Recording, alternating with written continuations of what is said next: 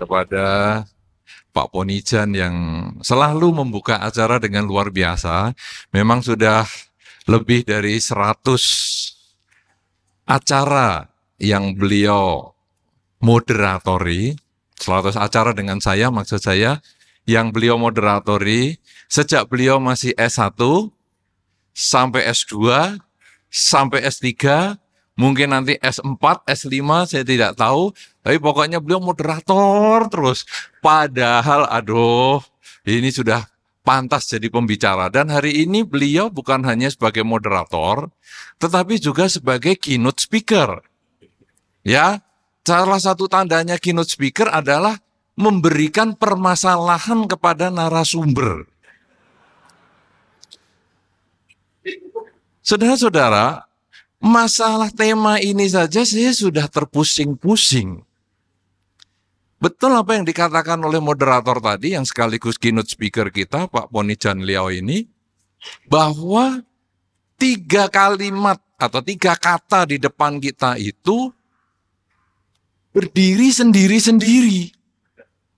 Ini juga baru pertama kali ya, rasanya dalam 100 kali acara, baru 3 sekali ini ada 3 kata yang berdiri sendiri-sendiri. Biasanya dengan ini akan begini. Jadi ada kalimat yang enak. Tapi ini 3 kata berdiri sendiri dan harus kita bahas hari ini. Cinta, sukses, bahagia. Dan kalau direnungkan lagi, cinta ini kalau dibahas bisa seharian. Sukses seharian. Bahagia seharian. 3 ini mau dijadikan 1 kali pembahasan yang mau dirangkaikan lagi oleh keynote speaker si pemberi masalah ini. Apakah cinta itu sendirian bisa membuat bahagia?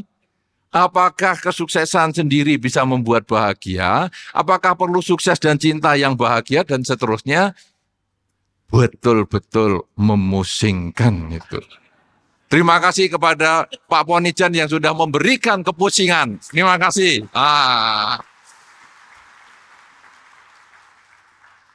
Saudara-saudara, karena memang saya pikir-pikir, waduh tema ini berat sekali. Walaupun tadi dikatakan oleh Ketua Panitia Miguel, waduh katanya sih tema yang umum, sederhana. Ya sederhana, kamu cuma ngasih sambutan. Bagian pembahasan yang puyeng kepala ini. Aduh, tapi oke lah. Kita akan bahas sedikit-sedikit, karena itu terpaksa kita bagi menjadi 2 tahapan dulu.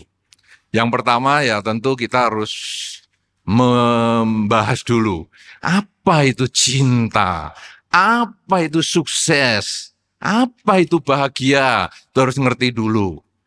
Ya, kemudian tahap yang kedua adalah menjawab pertanyaan beliaunya yang mulia ini, yaitu kira-kira bagaimana, unsur-unsur itu apakah bisa membuat bahagia atau tidak.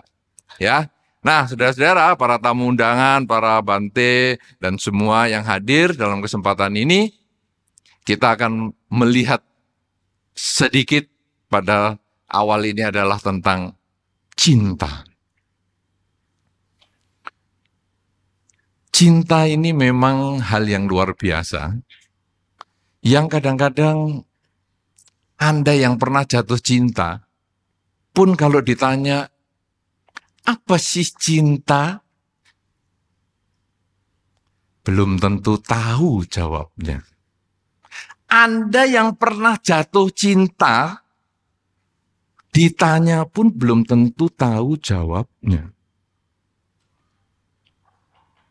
Ya kan?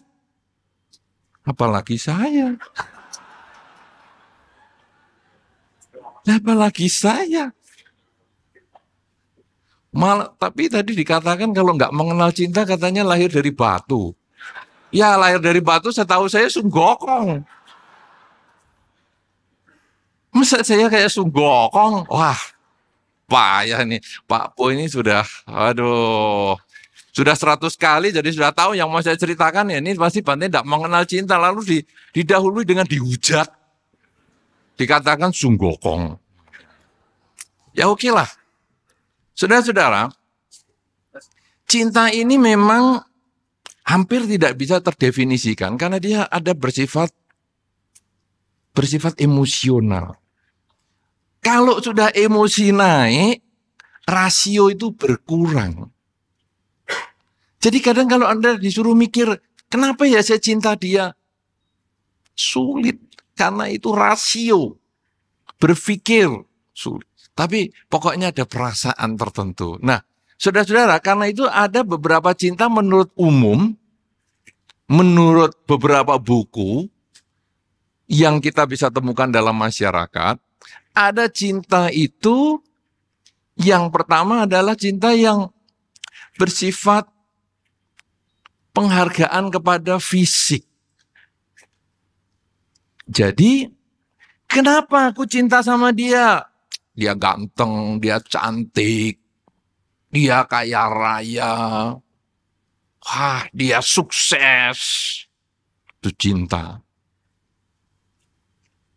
Saudara-saudara, berapa orang yang sudah jatuh cinta di sini?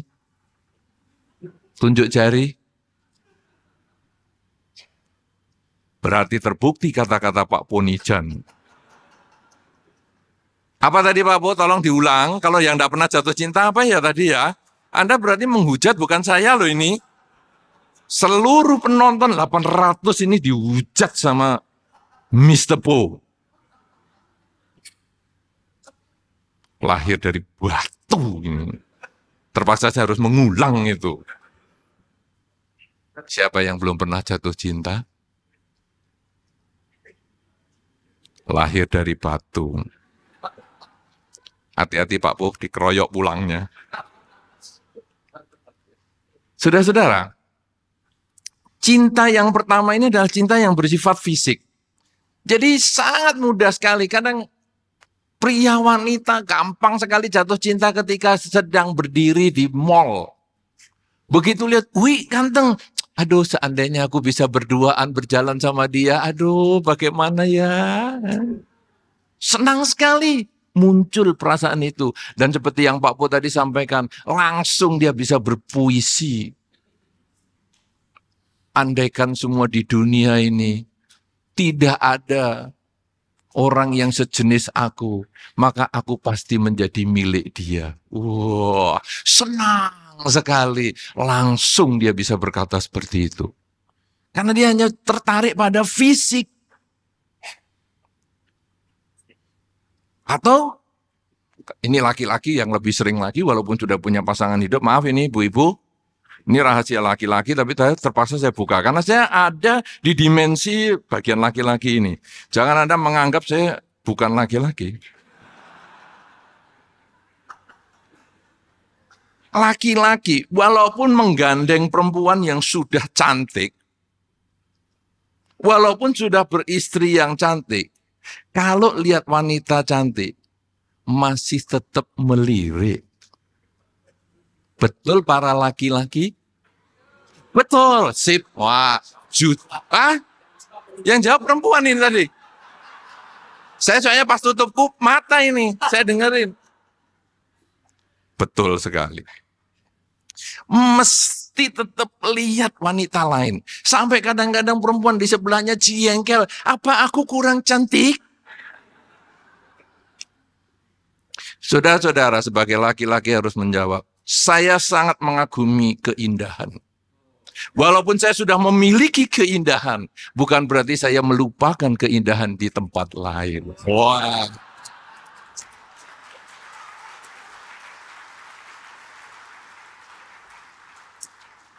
Kalau terjadi percekcokan di luar, jangan mengatakan saya penyebabnya ya. Nah kan tadi Laila Majnun katanya suruh pinjem mata. Keindahan dia kalau kamu menggunakan mataku. Akan ketahuan itu indahnya bagaimana. Kenapa aku kurang cantik? Kamu tetap cantik karena itu aku memilih kamu. Kenapa kamu melihat dia? Aku tetap membandingkan. Ternyata memang kamu tetap yang lebih cantik daripada dia. Mantap.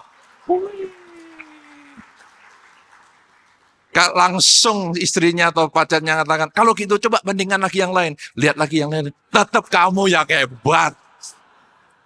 Itu laki-laki langsung dapat kebebasan melihat yang lain. Saudara-saudara, itu fisik. Cinta yang bersifat fisik ini sangat lemah ikatannya. Karena fisik itu berubah. Maksudnya apa? Perempuan yang cantik itu tidak akan bertahan lama.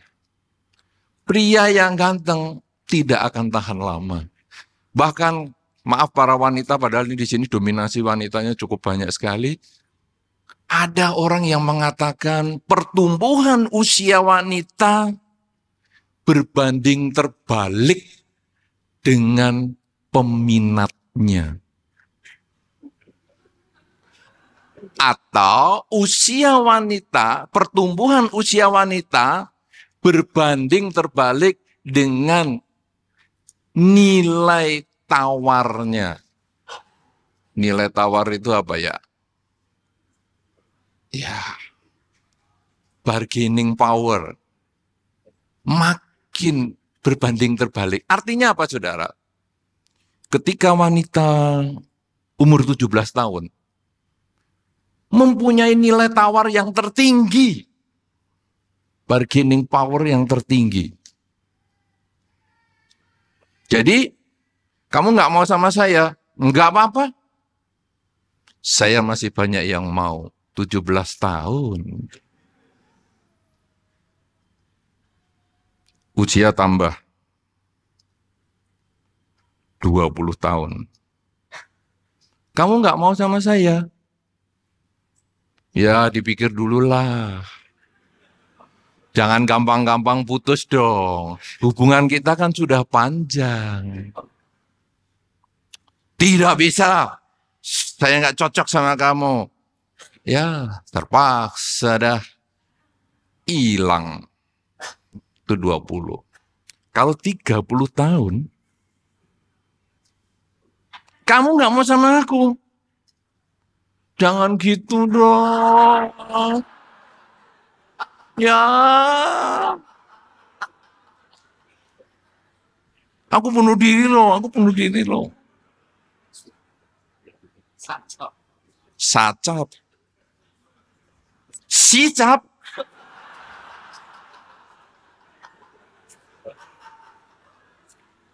Puluh tahun.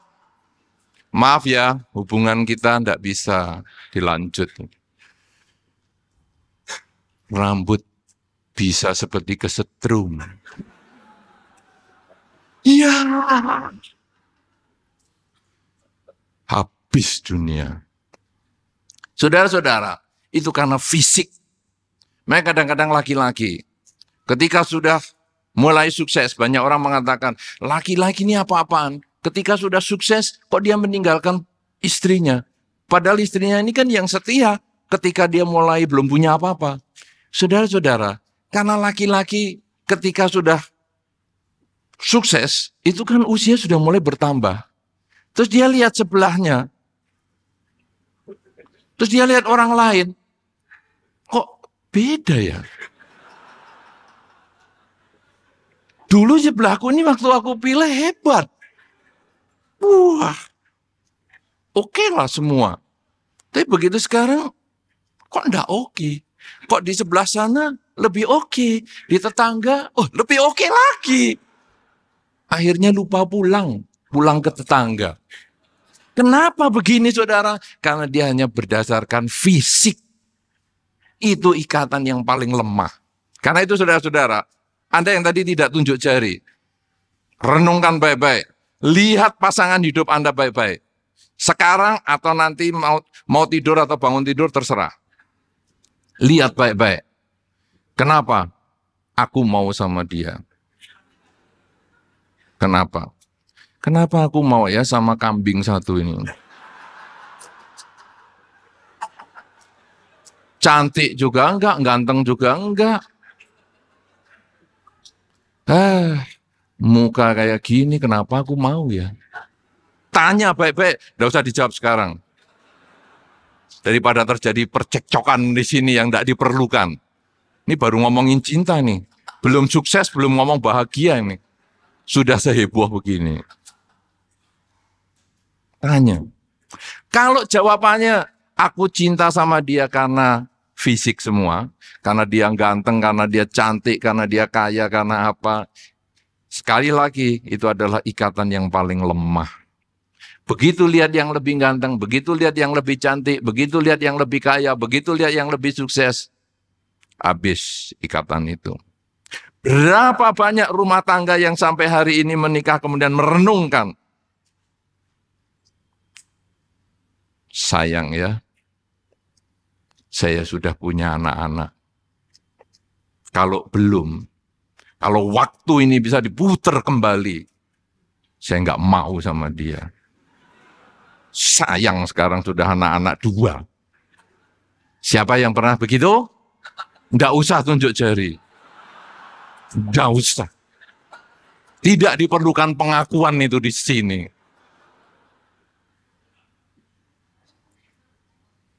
Cinta tahap kedua, bukan karena cantik dan jelek.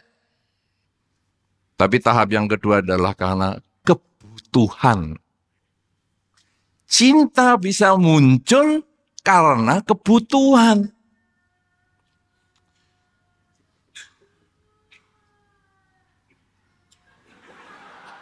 Kenapa ada back sound di sini? Saya sedang tidak main drama loh ini. Tidak perlu pakai back sound.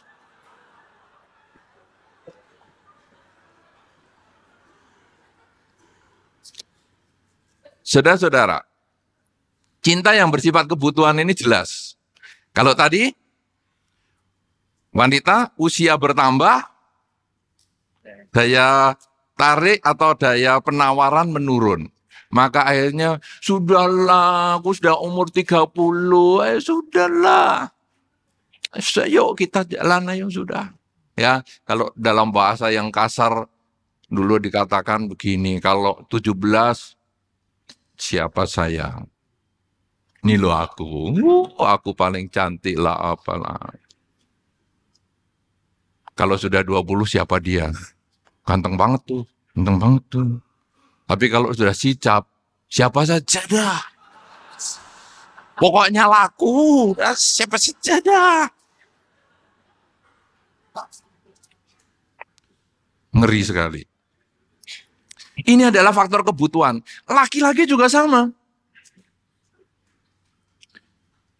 Semakin besar perutnya, semakin tipis semakin tipis rambutnya. Saya hanya ngomong maaf loh, kenapa Anda tertawa?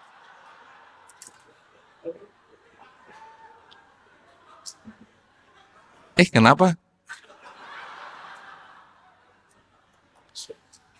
Berarti kebutuhan untuk menikah semakin kuat. Akhirnya aku dikenalkan sama siapa saja sudah terserah. Pokoknya ada hidungnya, ada matanya. Oh sudahlah. Ternyata laki-laki juga bisa punya konsep siapa saja. Karena sudah bos. Sudah jadi bos. Bos itu kan tandanya di sini besar, di sini tipis. Bos.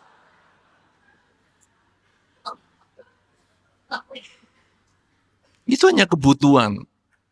Untuk apa? Supaya kalau ketemu dengan teman-teman akhirnya, oh sudah menikah, sudah. Apakah bahagia? Bahagia dan tidak urusan belakangan. Pokoknya sudah dulu.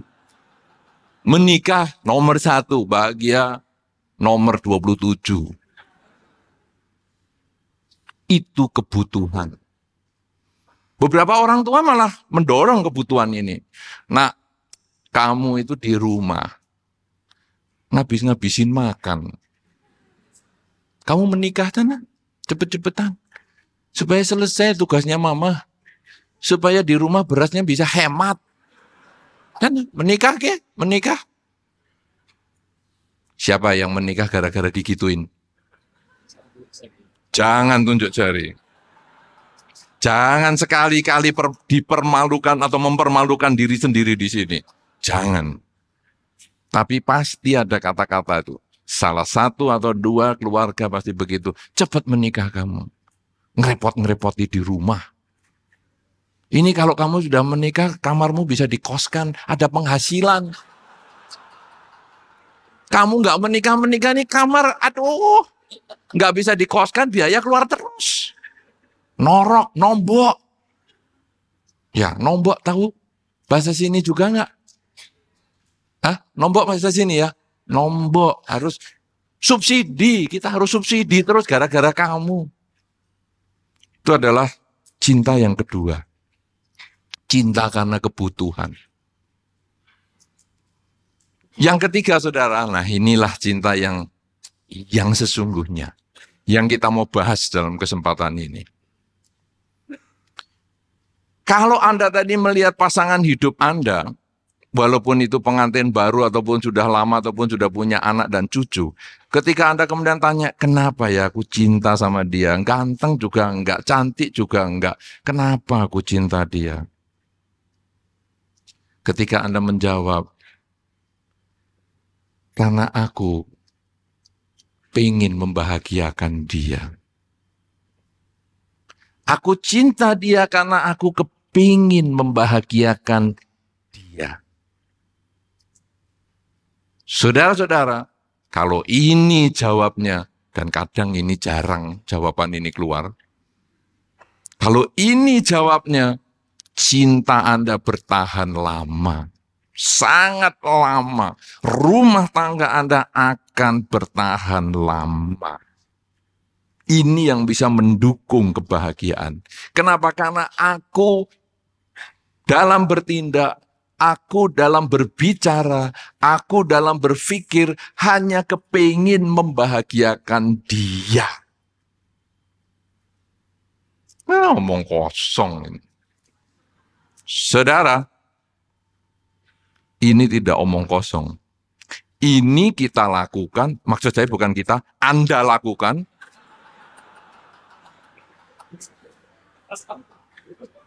Karena kalau kita, saya terlibat. Maaf, saya nggak terlibat urusan beginian. Ini Anda lakukan ketika Anda pacaran. Orang kalau pacaran, pikirannya selalu ingin membahagiakan orang yang dicintai.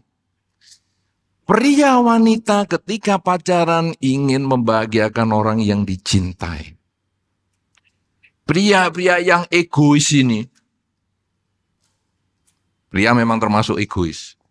Ya, ini realita. Pria itu egois. Kalau pacaran menjadi orang yang sangat perhatian dengan pacarnya. Pacaran waktu naik sepeda saja. Tapi sudah nggak ada hari ini naik sepeda ya. Masih ada pacaran naik sepeda. Oke, naik sepeda. Pacaran naik sepeda saja berani nawarkan tumpangan kepada cewek yang dicintai. Ayo Mi, bonceng kuku. Di Pantai Losari. Makan pisang ngepek. Pisang ngepek. Sudah. Langsung ceweknya bonceng. Berat sebetulnya. Di dalam batin, aku nih boncengin, kayak boncengin karung garam ya. Tapi oke lah. Stabil sih, stabil. Cuman beratnya itu loh. Kok jalannya nanjak terus. Tapi itu dijalani. Ayo, para cowok, ngaku nggak beginian? Ngaku nggak? Ngaku nggak waktu pacaran itu Anda sebetulnya rela berkorban demi orang yang dicintai? Iya kan? Rela. Sampai berat keliling Losari dari pojok ke pojok, ngos-ngosan, masih belum cukup Mi, masih mau lihat lagi, ya ayolah. Sampai pagi pun dituruti. Tapi kalau sudah jadi istrinya, ayo kok bisa ngepek, sana jalan sendiri punya kaki. Lupa, padahal dulu melakukan itu demi orang yang dicintai bahagia. Itu. Kemudian kalau wanita juga sama, pacarnya datang. Kalau pacarnya datang, pasti rapi-rapi. Ya, semua dirapikan, diwangi-wangiin, semua. Dah pacarnya duduk. Set. Begitu duduk, wah, rasanya seperti di kebun bunga. Sampai tawon-tawon pada datang. Oh, senang sekali. Ya, wah, terus ayo kok makan, ayo kok minum, wah gitu. Makanya biasanya anak kos kalau pacaran gemuk malan. Karena biasanya ceweknya yang ngasih terus. Di sini nggak ada anak kos ya laki-laki ya? Nggak ada ya? Kalau laki-laki, kalau laki-laki, kalau di suasana kuliah, pacaran begitu itu ya, itu kalau punya pacar, biasanya berat badannya malah meningkat. Sampai papanya kalau pulang kaget. Ini untuk Anda yang anak lakinya kuliah di luar kota, kalau pulang anak Anda tambah besar gendut, ada kemungkinan dia punya pacar. Karena sama pacarnya disediain terus, ayo kok es krim, ayo langsung gemuk. Dan karena merasa di kebun bunga, lupa itu semua dimakan semua. Nah saudara, kemudian menikah. Apa yang terjadi pada wanita ini? Dia sudah tidak mikir. Tidak mikir keindahan lagi. Sehingga ada seorang suami yang mengeluh kepada saya. Saya juga heran, kenapa saya dikeluhi urusan istri. Tapi ya inilah realita. Bante, saya ini merasa rugi. Loh, rugi melihara istri. Dia bahasanya itu kasar sekali. Rugi melihara istri. Istrimu ini kelinci apa ya? Kok dipelihara? Soalnya begini Bante, saya kan memelihara baik-baik loh. Ini dilanjutkan lagi, omongan kasarnya sudah saya tembak begitu, masih dilanjutin lagi. Saya akan memeliharanya dia baik-baik Bante. Makan juga saya kasih yang enak-enak Bante. Duit nggak kurang-kurang. Wih, dia mau beli tas bermerek, dia mau beli minyak wangi yang dari luar negeri. Wah, dia mau potong kuku manicure, pedicure di Australia, di mana? Silakan. Tapi Bante, kecantikan dia itu hanya untuk orang lain. Apa ini maksudnya? Dia kalau pergi, semua Bante, rapi semua. Tapi begitu di rumah, saya yang memelihara, dapat jeleknya. Rollnya tuh 5 warna Bante. Depan ada bunder sendiri, panjang bunder. Belakang panjang bunder. Lalu kiri kanan ini kecil-kecil Bante. Jadi saya sering kaget-kaget. Ini demit, apa istriku? Ini yang saya pelihara. Terus pakaiannya Bante mirip dengan itu loh Bante yang belakangnya bolong. Sundel bolong. Kuntilanak. Jadi, itu kan kalau di rumah pakai daster Bante panjang putih. Jualan, ini mukanya itu bedaknya nggak tahu apa Bante, tebel tapi warnanya aneh gitu Bante. Terus di bagian matanya ada buah-buahan. Ada anggur, pepaya, mentimun, tomat, srikaya, apel, rambutan, salak, durian, kedondong. Rujak kok di muka toh Bante. Saya tiap hari ketemu rujaan itu, terus dia berdiri menyambut saya pulang dari rumah, pulang dari kerja. Dia buka, dia memang istri yang baik, Bante. Saya pulang kerja, sudah kira-kira gelap jam 6 sore, Bante. Dia buka pintu. Bajunya putih tadi, panjang. Kemudian mukanya juga bedaknya tebel. Saya tidak tahu itu namanya apa. Kemudian buah-buahan itu tadi di depan muka. Terus dia buka. Karena agak gelap saya masuk, saya lihat dia kaget. Saya kira saya masuk kuburan. Atau ada penampakan. Ternyata istriku yang aku pelihara itu loh, Bante. Ayo ibu-ibu, di rumah tampil cantik atau tampil jelek? Hah? Bapak-bapak banyak yang kaget di rumah. Waktu tidur istrinya biasa-biasa. Begitu pagi melek, wah, lah kok mukanya ada buah-buahan. Kaget itu pasti.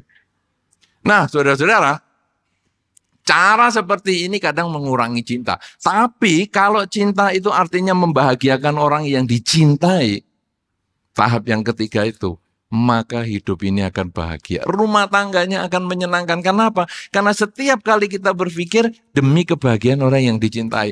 Anda bisa, karena waktu Anda pacaran Anda lakukan itu.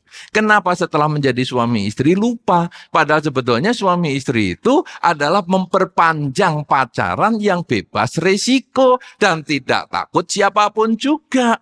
Dengan orang tua pun tidak takut walaupun kita tinggal serumah dengan dia. Itu kan pacaran. Bedanya dengan suami istri kan begitu. Kalau suami istri tidak takut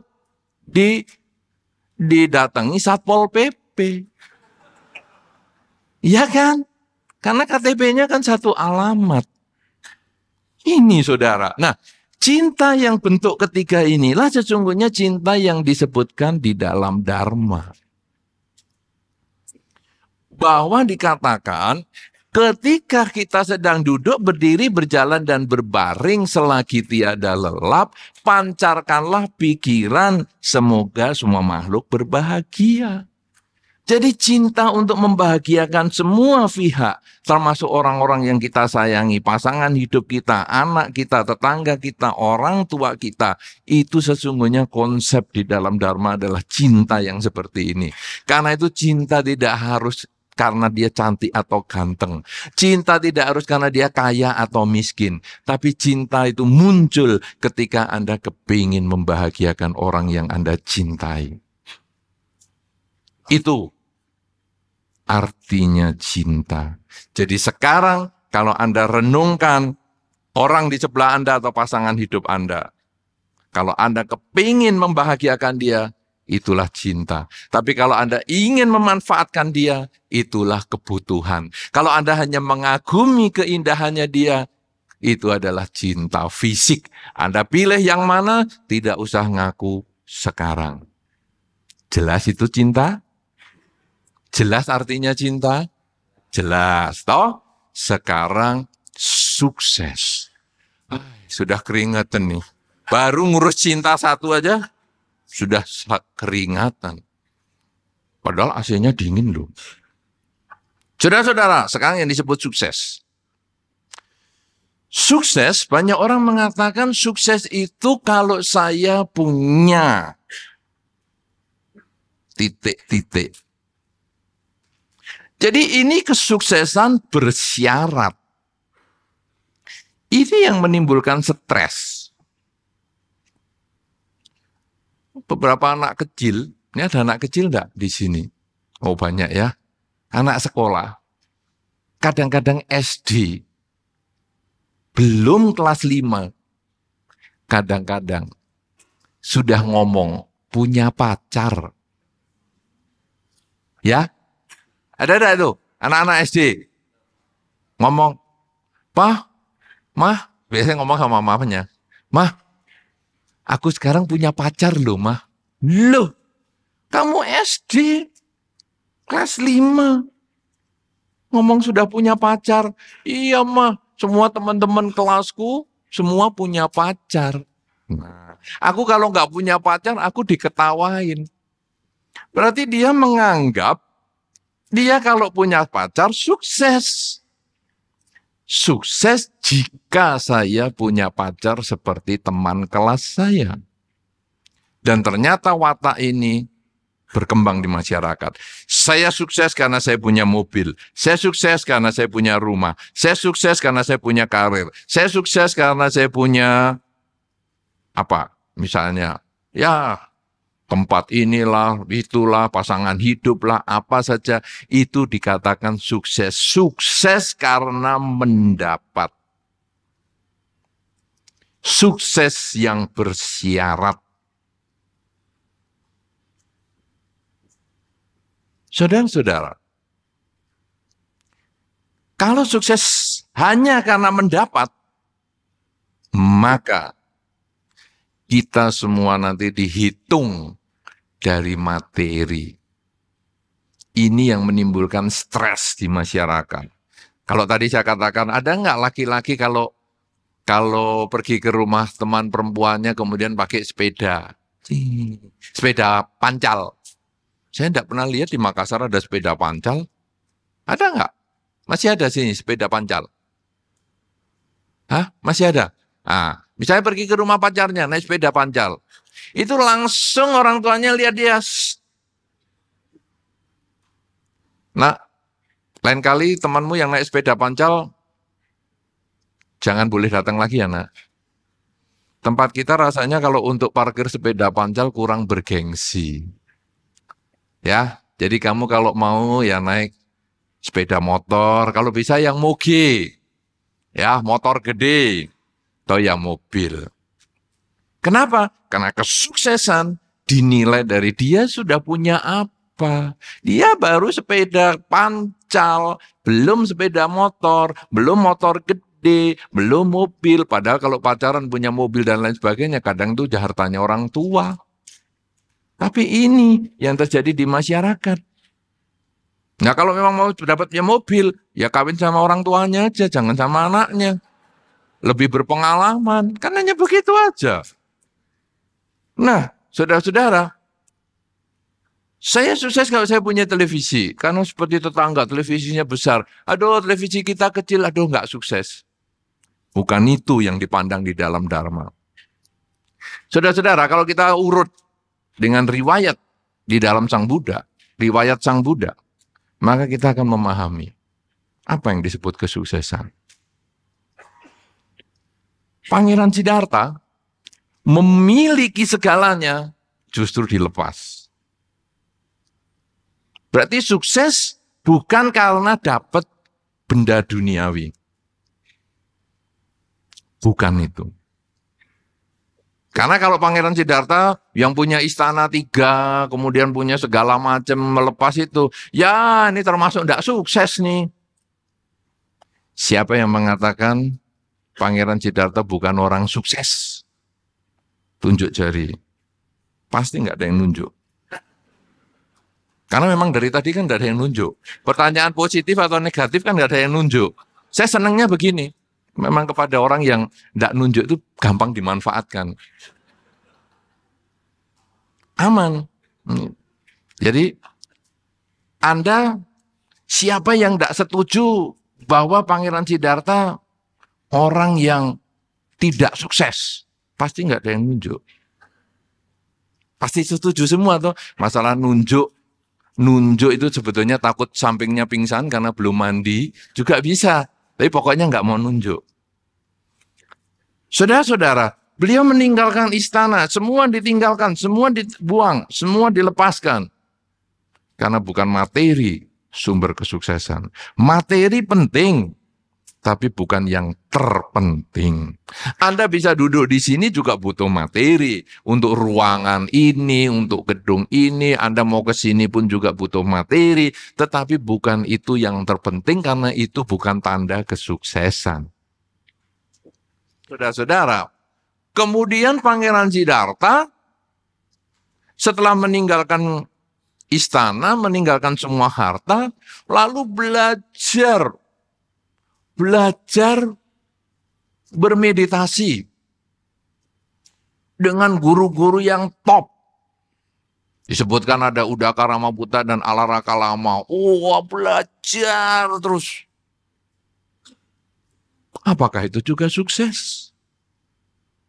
Bukan itu. Wah, aku kalau nggak punya apa-apa ya sukses nih. Kadang-kadang itu untuk hiburan juga. Kalau Pangeran Siddhartha aja melepas ke duniawian nggak sukses. Berarti aku loh yang nggak punya duniawi. Sukses nih. Nggak usah kerja, santai-santai. Nganggur-nganggur. Ya, kita berdiri di samping Pantai Losari. Sambil tangan dibuka, sambil bacain doa, semoga semua makhluk bahagia, semoga semua makhluk bahagia, semoga semua makhluk bahagia. Kling, terima kasih, semoga semua makhluk bahagia, semoga semua makhluk bahagia, sukses. Enggak juga, aku kan enggak punya apa-apa. Bukan itu tanda kesuksesan. Saudara-saudara, riwayat Sang Buddha ini, kalau kemudian kita lihat lebih dalam lagi, supaya kita memahami arti kesuksesan, berapa lama Pangeran Siddhartha berjuang sampai mencapai kebudaan? 8 tahun kan? Ya? 8 tahun kan? Tidak ada yang tunjuk jari. Ya kan? 8 tahun kan? Nah, ini kan gampang dimanfaatkan begini. Makanya, siapa yang setuju 6 tahun? Cuman 5, 6. Ya toh? Ada yang setuju cuman 10 orang. Sisanya 800 itu tadi, kurang 10. 790. Enggak setuju. Ikut sekolah minggu lagi ya. Guru-guru sekolah minggu, maaf ini ada 700 orang yang perlu dibimbing.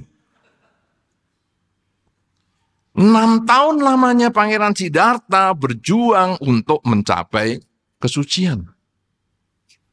Sulit sekali belajar gagal, belajar gagal, belajar gagal, belajar gagal, belajar gagal, belajar gagal, belajar gagal, sampai akhirnya beliau hampir hilang kesadaran. Sudah kurus kering, hampir hilang kesadaran. Kemudian ada seseorang yang memberikan makanan. Lalu beliau makan dan akhirnya beliau mulai lagi berjuang dan berjuang dan berjuang.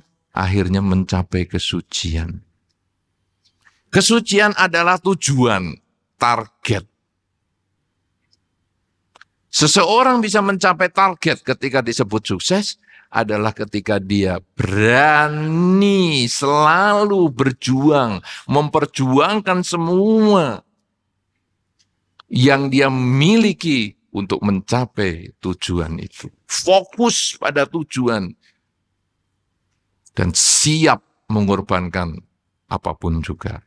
Jadi kesuksesan di sini dimaksudkan pengertiannya adalah keberanian bangkit ketika seseorang mengalami kegagalan. Mendapatkan materi, mendapatkan pangkat, mendapatkan cinta, mendapatkan apa saja. Itu hanya hasil keberanian bangkit ketika mengalami kegagalan. Anak kecil yang belajar jalan jatuh. Ketika dia mulai berani bangkit, coba lagi belajar jalan. Jatuh lagi. Dia berani bangkit, coba lagi jalan, jatuh lagi. Dia bangkit lagi jalan pelan-pelan, pelan-pelan, dan bisa, maka anak ini sukses. Dan bisa jalan, bisa lari, sukses. Orang yang putus cinta, stres, kemudian dia coba bangkit, kemudian dia mencoba menjalin cinta yang baru. Jangan kembali yang lama. Ada pepatah mengatakan, kuda yang bagus tidak akan makan di rumput yang sama untuk kedua kalinya. Ya, ada pepatah itu. Kalau Anda sudah diputus sama si A, jangan pernah kembali sama dia. Cari si B yang lebih heboh dari dia. buktikan bahwa Anda mampu. Nah, ini keberanian bangkit. Kamu berani mutus aku. Aku buktikan. Kamu nyesel membuang saya. Dan aku bahagia karena kamu buang. Karena aku punya kesempatan mendapatkan yang lebih baik daripada kamu. Ini bangkitkan semangat itu. Sehingga kita lalu berusaha lagi. Dapat yang lebih hebat. Sukses. Keberanian bangkit ketika mengalami kegagalan. Gagal dalam usaha. Sama. Gagal dalam usaha jangan terus bingung. Terus duduk di pinggir pantai, nunggu angin, nunggu air laut pasang surut, nunggu bulan bintang muncul. Hilang semangat, tidak ada guna. Ketika kita jatuh dari usaha kita kemudian belajar memperbaiki kesalahan untuk bangkit lagi. Keberanian bangkit ketika mengalami kegagalan, itulah kesuksesan. Ya, jadi bukan karena mendapat, tetapi karena berani memperjuangkan apa yang dijadikan tujuan.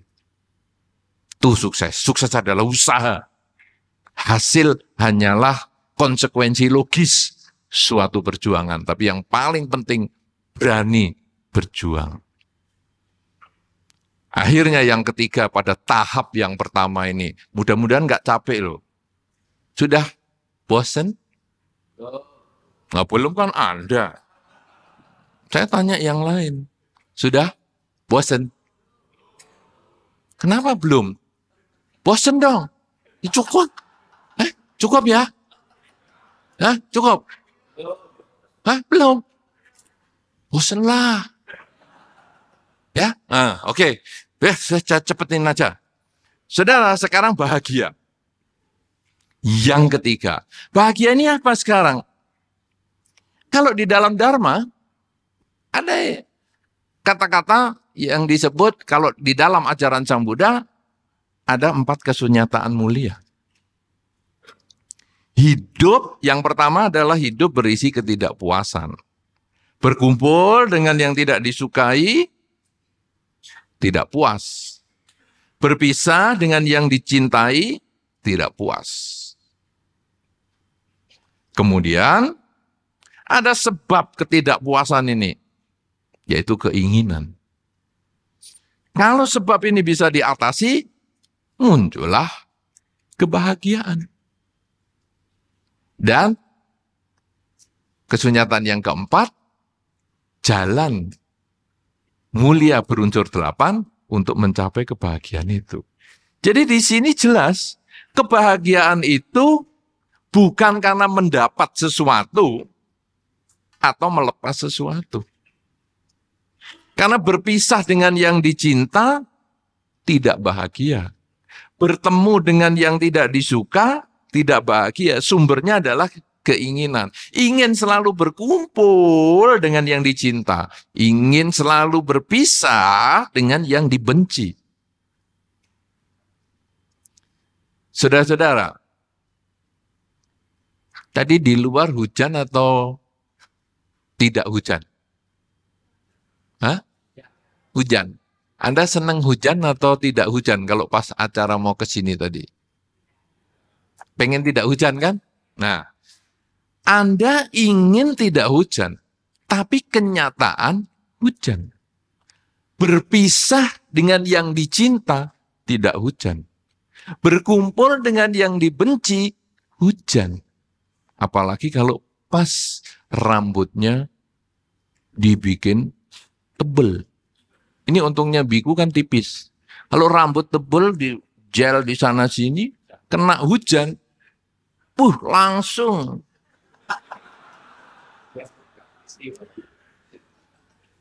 Langsung turun semua. Saya pernah ketemu satu ibu-ibu. Rambut sama muka, lebar rambutnya. Dia punya konsep begini, maaf ini tips untuk ibu-ibu. Ini tips. Orang itu semakin tua, pipi semakin turun. Ya, apalagi ibu-ibu kan gitu, makin turun. Karena itu, rambut harus dinaikkan. Itu katanya Hong Shui-nya bagus.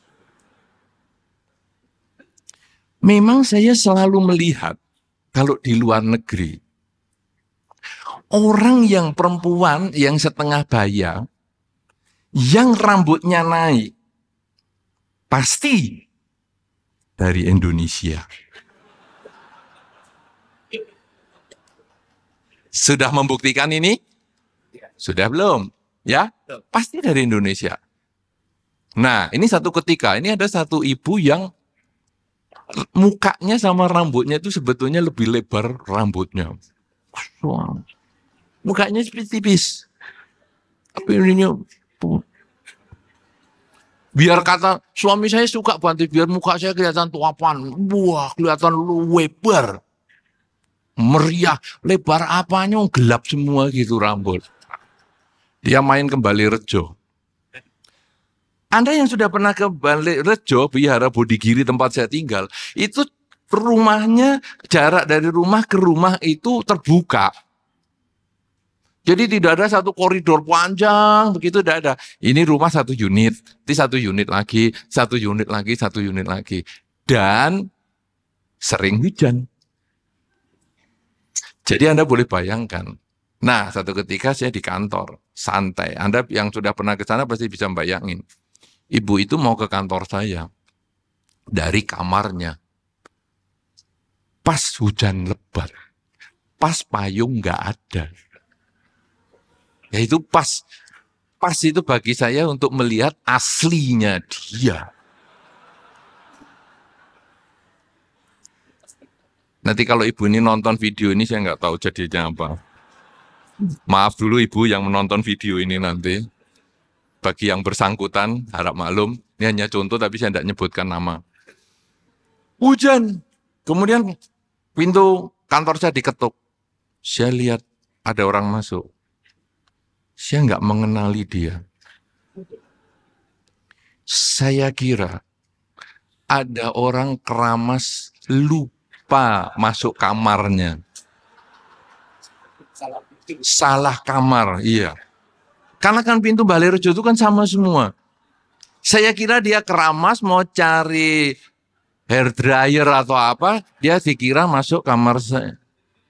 Saya lihat tuh sampai saya kaget. Karena mukanya kali ini ketutupan rambut itu tadi. Dan kepalanya kecil kelihatan.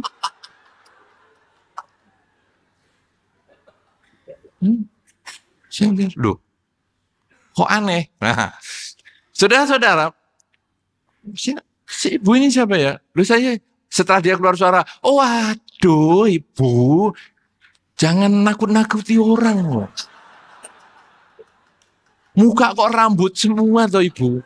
Maaf Bante ini tadi siap buru-buru. Ada yang penting Bante. Tapi hujan lebat, aduh. Bertemu dengan yang tidak disukai, hujan menimbulkan stres.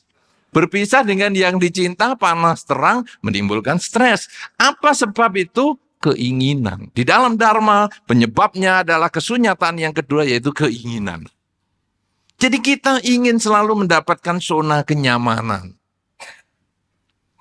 Ya, bagi orang yang jarang mandi, hujan menyenangkan. Tapi bagi yang bersanggul seperti atau disasak seperti itu, sudah tipis disasak, saya saja kalau ngepreti dia itu harus hati-hati. Kan waktu berdiri ngepret itu kan kelihatan sininya. Ya, ubun-ubunnya yang sudah tipis sekali itu. Saya kalau ngepret aja hati-hati karena saya begini jelep, jelep, langsung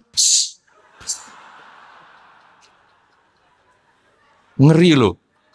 Untuk para biku yang mengepret ini pasti pengalaman tuh bagiannya itu. Begitu kepret, kayak arbanat kena air. Tahu arbanat?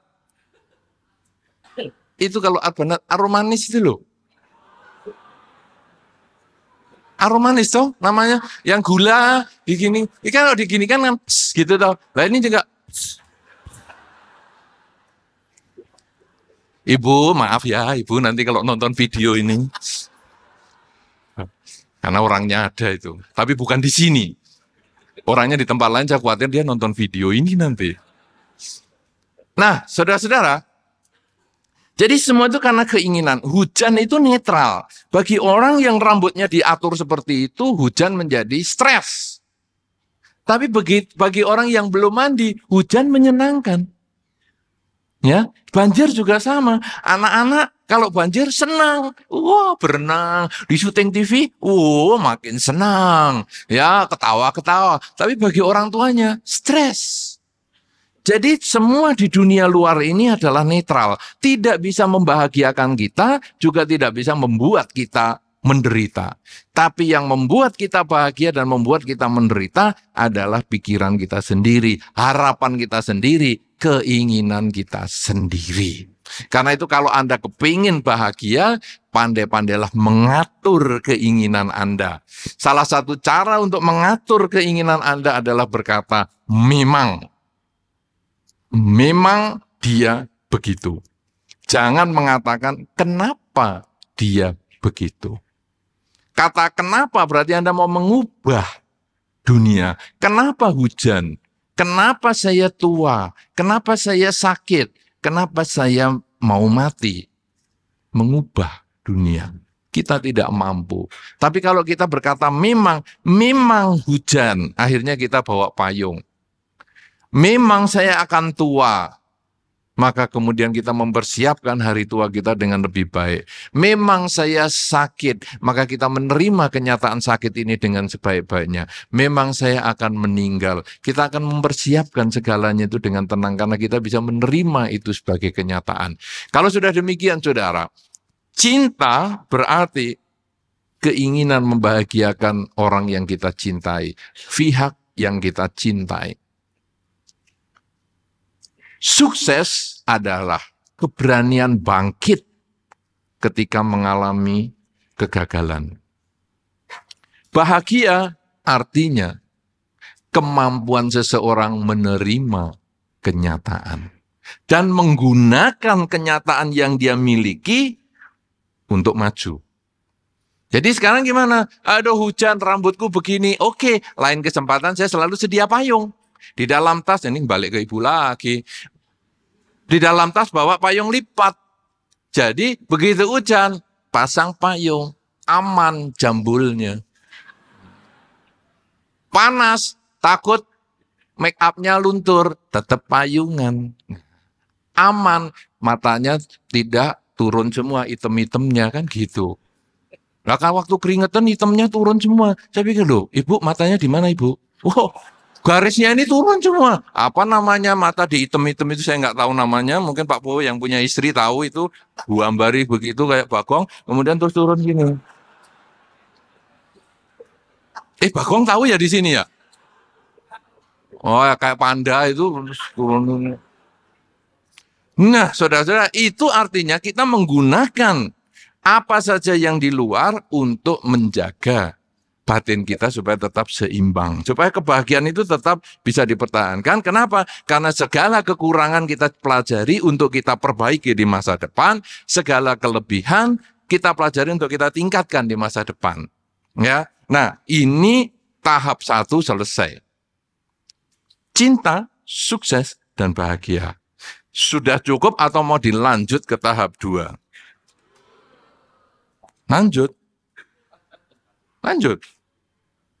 1,5 jam loh. Baru 1 jam ya? Oke, lanjut. Saudara-saudara, sekarang Anda sudah tahu kan 3 kata itu. Cinta, sukses, dan bahagia. Sekarang ini yang penting. Di dalam Dhamma, bukan cuman yang disampaikan oleh Pak Po tadi. Apakah cinta sendiri bisa menimbulkan bahagia? Apakah cinta dan sukses bisa menimbulkan bahagia? Tidak. Bukan hanya itu. Di dalam Dhamma, cinta, sukses, dan bahagia ini bisa dijadikan satu rangkaian.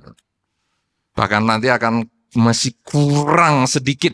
Nanti akan saya tambahkan lagi. Karena di dalam Dhamma ini ada 4 faktor yang bisa menggunakan keempatnya ini. Ini baru 3, nanti 4 faktor ini untuk membuat kita tambah sukses, cintanya tambah bisa menyayangi semua yang kita ingin bahagiakan, dan juga bisa membuat kita lebih meningkatkan kualitas diri kita. Saudara-saudara, ini tahap yang kedua sekarang ya. Tahap 1 sudah selesai. Istilah dalam dunia politik, halaman 1-nya sudah selesai. Tapi saya cuma punya 2 halaman aja. Jadi tidak usah banyak-banyak. Nah, halaman kedua. Saudara-saudara, cinta yang artinya ingin membahagiakan mereka yang kita cintai itu sesungguhnya menjadi satu energi yang luar biasa untuk kita melakukan tindakan awal pada apa saja yang Anda ingin capai. Misalnya, Anda bekerja. Anda misalnya mau kerja apa ya? Misalnya Anda mau buka toko. Sebelum Anda buka toko, Anda harus mempunyai cinta dulu terhadap usaha yang Anda akan buka. Anda buka toko misalnya toko onderdil, spare part. Kalau Anda spare part saja nggak ngerti, berarti Anda tidak punya rasa cinta, ingin membahagiakan siapapun juga yang berhubungan dengan spare part ini, Anda sulit untuk sukses, apalagi bisa bahagia.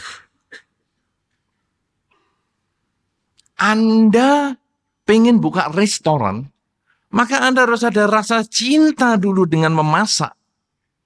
Jangan buka restoran, tapi Anda sendiri tidak bisa masak. Anda tergantung sama orang lain.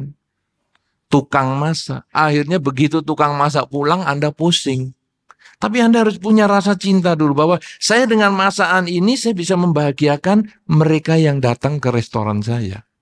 Dengan saya mengerti tentang spare part yang lebih bagus, maka saya bisa membahagiakan mereka yang akan belanja di toko saya. Apa saja yang Anda kerjakan harus dimulai dengan rasa cinta. Membahagiakan siapapun juga dengan pekerjaan apapun yang Anda pilih.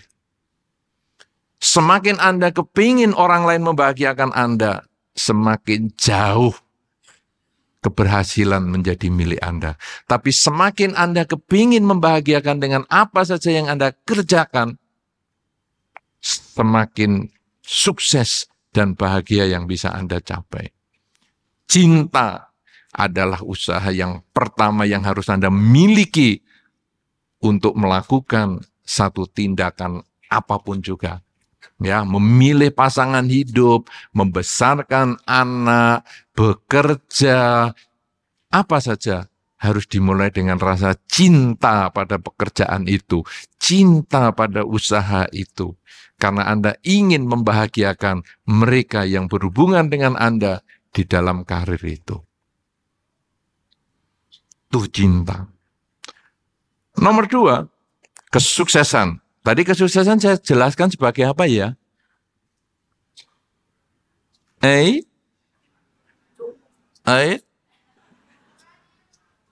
Keberanian untuk bangkit ketika mengalami kegagalan. Ini adalah bukti cinta. Jadi ketika Anda tadi misalnya membuka restoran, karena Anda cinta, Anda kepingin membahagiakan mereka yang datang ke restoran Anda. Kemudian kok restoran menurun, usahanya kok menurun. Kita kemudian jangan putus asa, ya sudahlah. Bukan miaku buka restoran. Bukan. Tapi sekarang kita harus berusaha, oke, kalau gitu saya akan bangkit lagi. Saya akan perbaiki lagi manajemen saya. Supaya restoran saya menjadi laris. Bukan nasib yang bermain, tetapi sejauh mana keberanian saya bangkit untuk mencapai keberhasilan.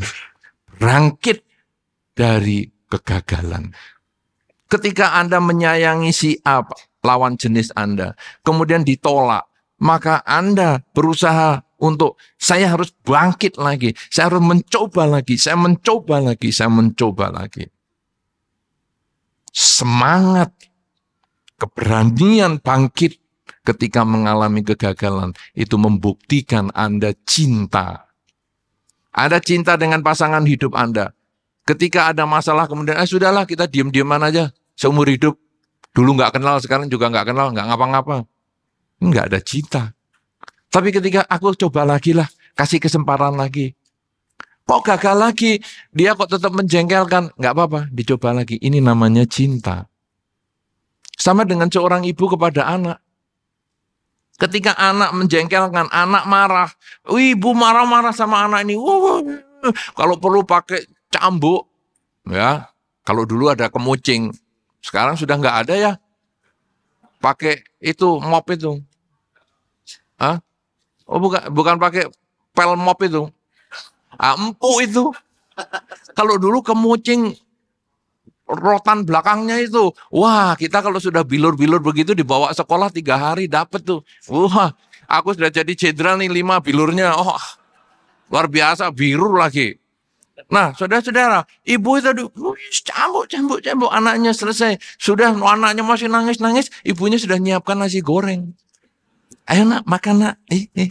Oh, enak. Suapin. Itu cinta. Ada kemauan untuk mencoba. Tapi coba kalau bukan orang yang dicintai. Nangis-nangis, biarin nangis terus. Tidak apa-apa. Nggak akan disediakan makanan apapun juga. Itulah seorang ibu. Dia mencintai anaknya, maka dia rela memperjuangkan terus. Ketika gagal membina hubungan dengan anaknya, dia akan terus usaha lagi. Supaya dia berhasil menjaga anaknya ini menjadi anak yang baik. Mencintai apapun yang Anda kerjakan. Berani memperjuangkan dengan semangat yang tinggi apapun yang sudah Anda pilih dan Anda cintai. Yang ketiga yang tidak ada di tema kita, cinta, sukses, dan bahagia. Ini yang ketiga, ini tidak ada saya tambahkan karena ini sesuai dengan Dharma. Yaitu ketika kita mencintai pekerjaan itu atau orang itu, kemudian kita selalu semangat untuk membahagiakan orang itu atau mengerjakan pekerjaan itu, maka muncullah yang ketiga, fokus, konsentrasi.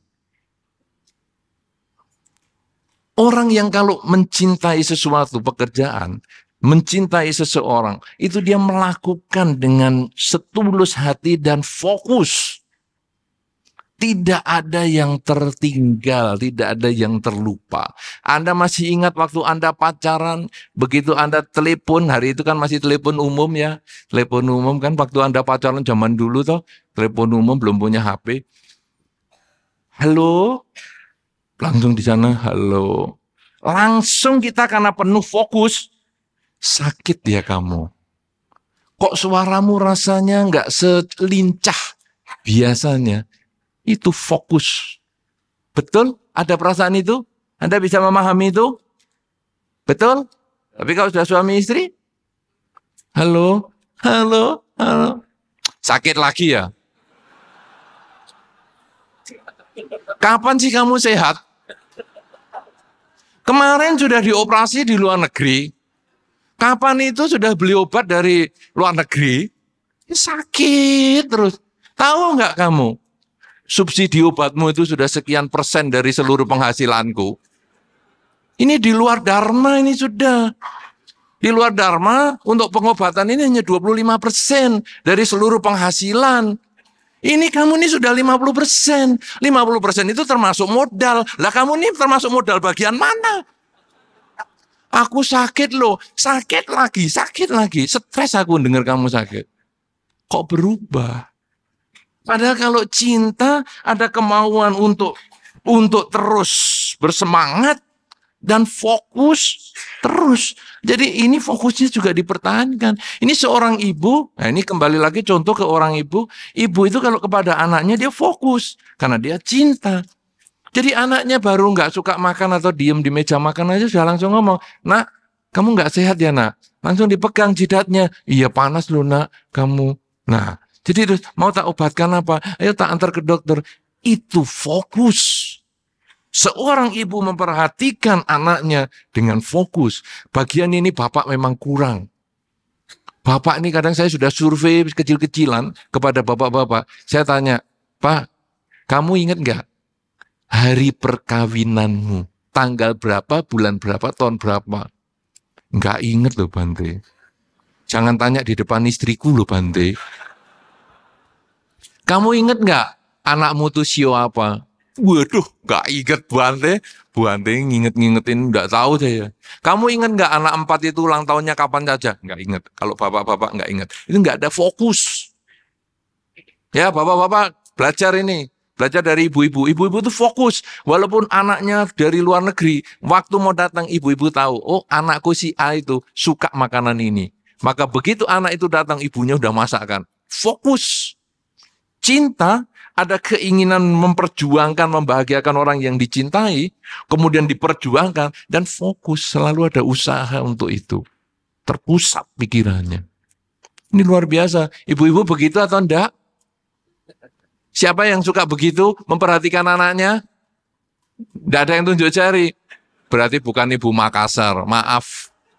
Coba tunjuk jari siapa yang ibu-ibu yang memperhatikan anaknya seperti itu? Coba yang agak lama. 8 orang. Ibu-ibu yang lainnya, kalau anaknya sakit, nak kamu sakit lagi ya nak? Sudah kamu ikut tetangga sana.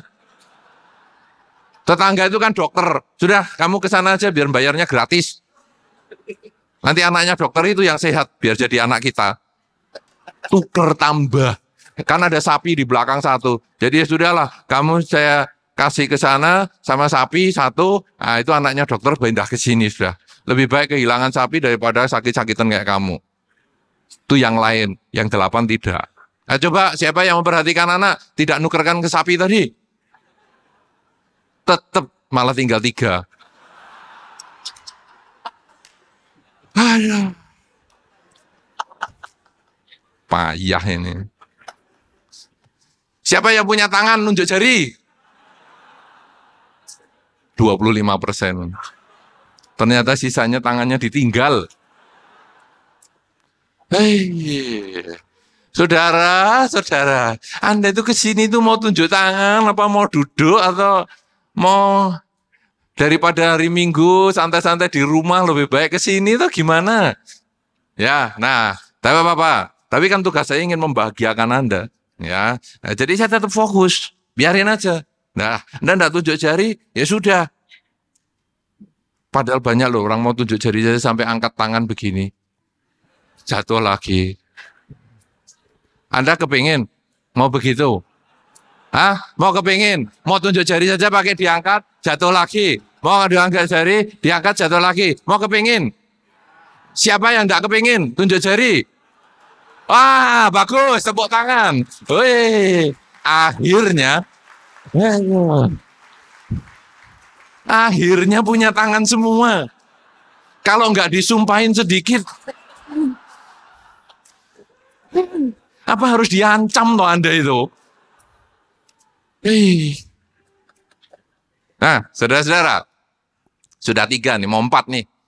Ya, jadi yang pertama Anda harus punya rasa cinta untuk memilih sesuatu pekerjaan, termasuk pasangan hidup, merawat anak dan lain sebagainya. Ada rasa cinta itu. Kemudian kalau sudah ada cinta maka muncul semangat. Ya, semangat selalu ingin membahagiakan yang dicintai, atau kalau pekerjaan Anda ingin dengan sarana pekerjaan ini Anda membahagiakan siapapun yang berhubungan dengan pekerjaan Anda. Kemudian yang ketiga adalah fokus pada pekerjaan itu, ya, sehingga tidak baru kerja mikir yang sana yang sini. Contohnya adalah seperti ibu yang fokus dengan anaknya, sehingga anak ada berubah sedikit saja, ada rasa tidak sehat atau apa, anak belum ngomong apa-apa, dia sudah bisa mengetahui kekurangan atau kesakitan anak ataupun penderitaan yang anak alami. Nah, yang keempat saudara adalah berbicara tentang kebahagiaan tadi.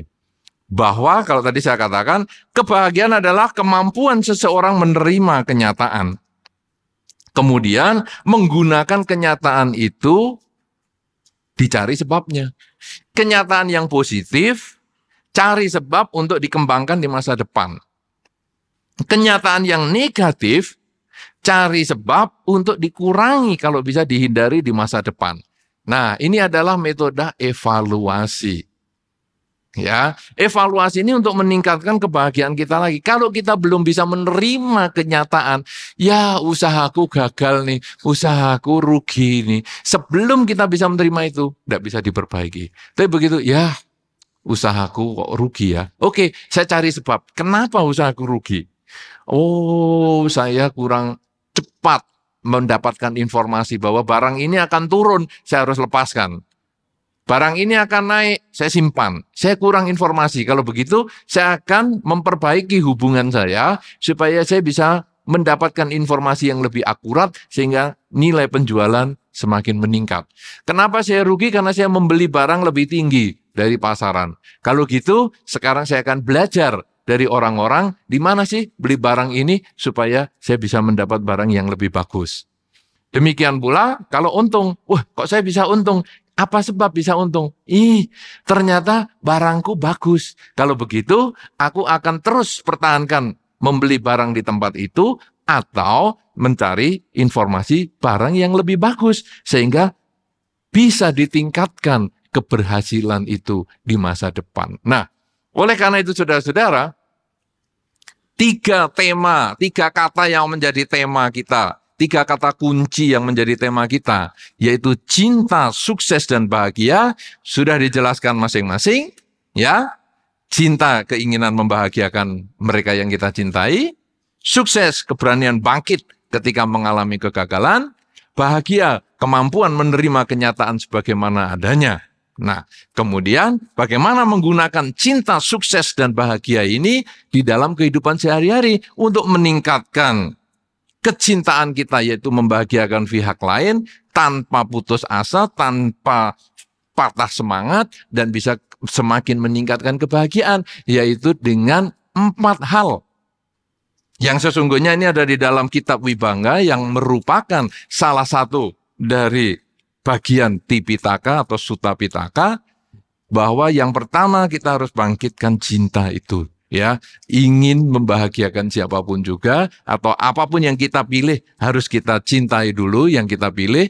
Kemudian yang kedua ada semangat untuk membahagiakan apa yang sudah kita pilih. Kemudian yang ketiga adalah selalu fokus untuk melakukan tindakan apapun juga berhubungan dengan yang sudah kita pilih tersebut. Dan akhirnya yang keempat, kita melakukan evaluasi. Setelah kita menerima kenyataan baik maupun buruk, cari sebabnya, kenyataan baik kita tingkatkan, kenyataan buruk akan kita perbaiki di masa yang akan datang. Inilah hal yang perlu saya sampaikan dalam kesempatan ini sebagai pembuka yang ternyata sudah habis 2 jam ini nampaknya untuk kegiatan kita, karena ini tema yang luar biasa sehingga saya harus mendapatkan waktu yang cukup untuk pendekatan yang dengan luar biasa sekali.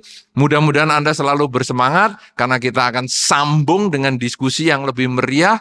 Mudah-mudahan juga apa yang tadi disampaikan oleh keynote speaker kita, yaitu Bapak Poni Janliao, bisa terjawab bahwa ternyata bukan cuma cinta yang bisa menimbulkan kebahagiaan.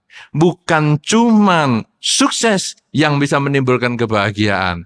Bukan cinta dan sukses saja yang bisa menimbulkan kebahagiaan. Ternyata harus semua itu digabung. Ada cinta, ada sukses, ada fokus, ada kebahagiaan. Baru itu semua yang akan menghasilkan hasil yang paling maksimal, semaksimal mungkin yang kita bisa capai di dalam kehidupan kita bermasyarakat maupun di dalam kehidupan berumah tangga. Semoga Anda semua berbahagia, semoga semua makhluk berbahagia. Terima kasih.